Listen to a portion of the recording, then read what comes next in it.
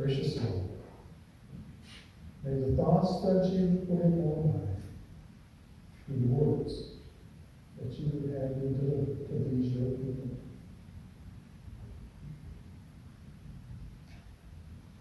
Throughout my working career as a farmer, auto mechanic, controls engineer, and now a pastor, I've seen all kinds of leaders.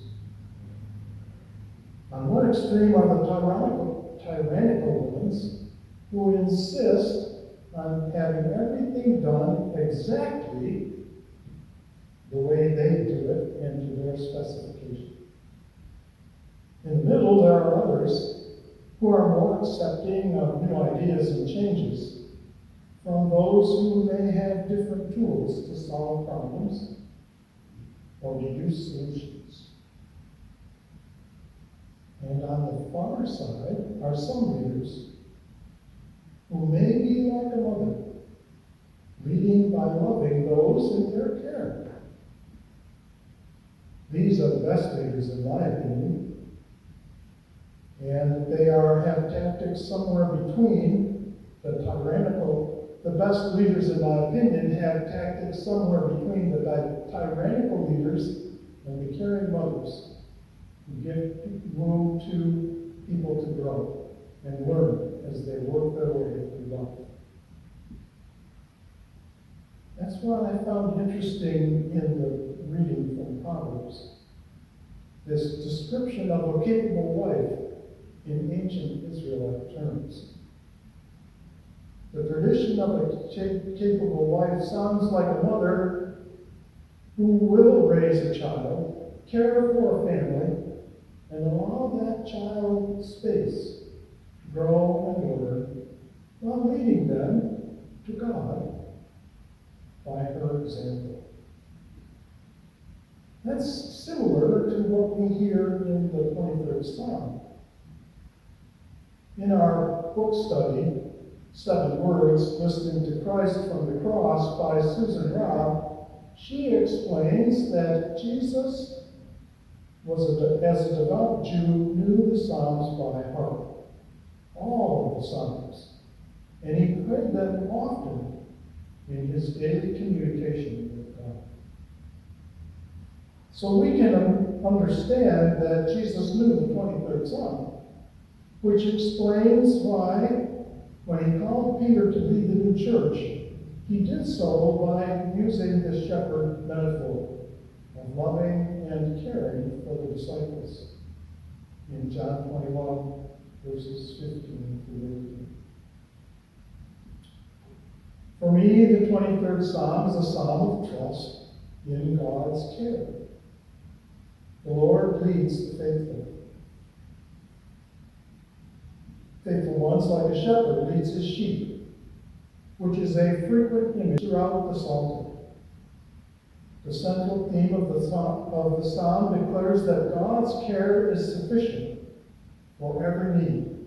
As we journey through life, the Lord's shepherding gives rest, guidance, and protection. The Lord serves as our gracious host, whose presence means we no longer need to fear our enemies. We can look back and see goodness and mercy following us at any time during our lives. What comfort we find in the 23rd Psalm. What concern it may have been for Peter when Jesus asked him to become the shepherd that leads the sheep. And in our reading from Acts this morning, he's shepherding Tabitha in Joppa. Joppa, or modern-day Jaffa, is an ancient Philistine city on the Mediterranean coastline, about 35 miles northwest of Jerusalem. In Jewish tradition, Joppa was best known as the place where the prophet Jonah boarded a ship in his attempt to avoid his God-ordered mission to the Ninevites.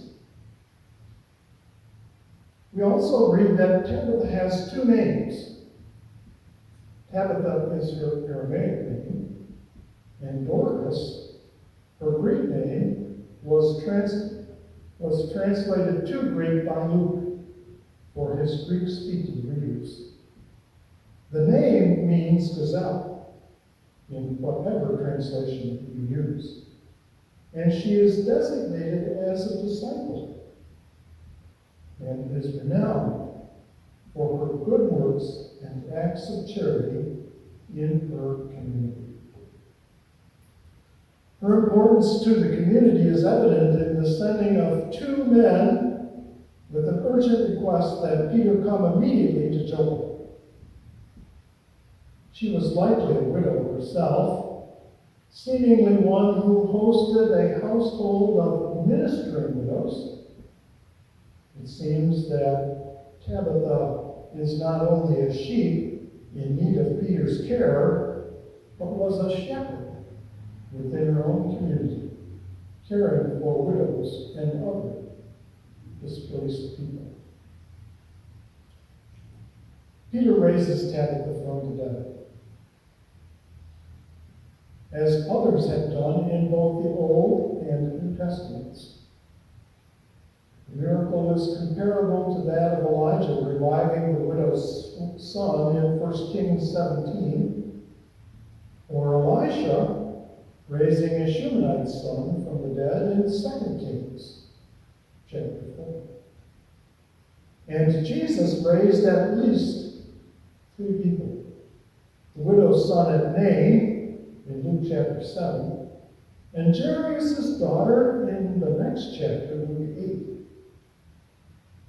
Also, Jesus raised Lazarus in John chapter 11, verses 38 through 44. Even Paul gets into the act when he raises Eutychus, who died when he fell from a third-story window in Acts 20, 7 through 12.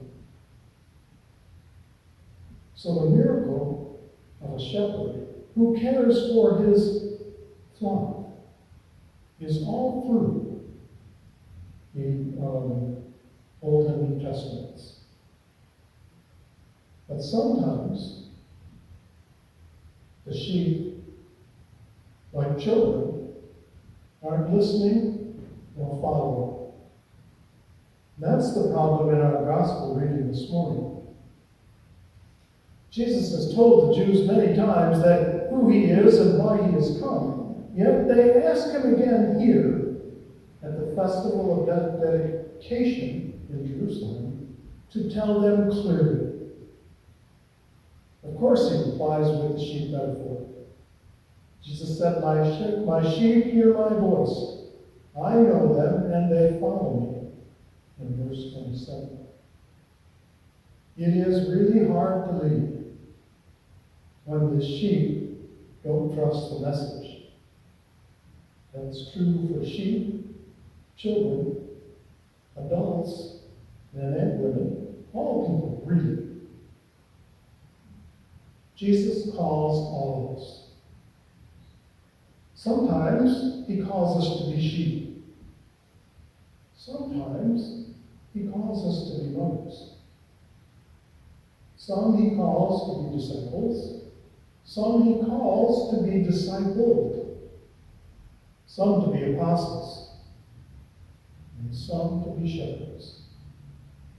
He calls all of us to love one another, care for one another, and lead others into his loving flock, teaching them to love and care like he did. This morning, while we take time to honor our mothers and other important women in our lives, remember we share this vision of the Good Shepherd, loving and caring for the world. When we believe, Psalm 23, verse 6 comes into play.